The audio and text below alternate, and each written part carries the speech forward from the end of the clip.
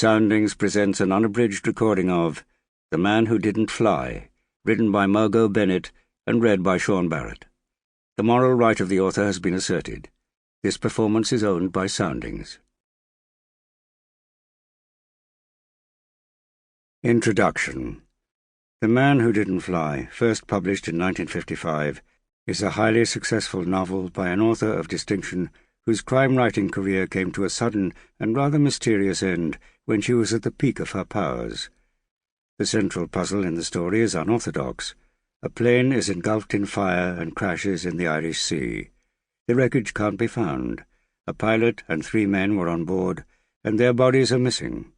But 4 passengers had arranged to go on the flight, and none of them can be found.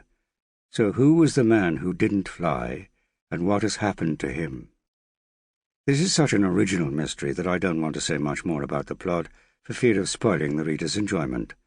The novel was a strong contender for the very first Gold Dagger Award for Best Novel of the Year, given by the Crime Writers Association. In those early days of the CWA, the award was known as the Crossed Red Herring Award.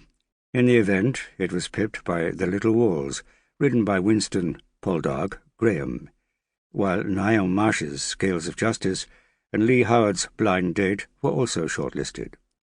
A couple of years later, the novel was again a runner-up, this time to Charlotte Armstrong's A Dram of Poison for the Mystery Writers of America's Edgar Award for Best Novel.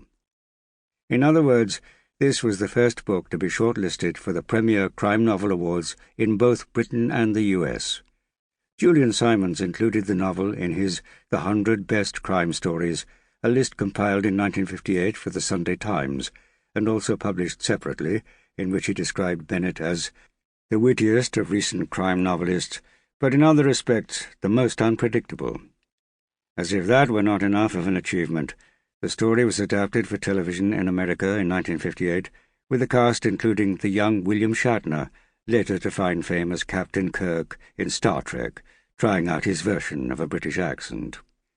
Given the success of the book on both sides of the Atlantic, it's sobering to consider that it has been out of print for a quarter of a century. Margot Miller was born in Lenzie, Scotland, in 1912, and at the age of 15 she emigrated with her family to Australia. In the early 1930s, she spent some time in New Zealand working on a sheep farm. Much later, she used her first-hand experience of the massive 1931 Hawke's Bay earthquake for her mainstream novel That Summer's Earthquake, set on a sheep farm and published in 1964. She took a job as a copywriter in Sydney, Australia, and moved. Sample complete. Ready to continue?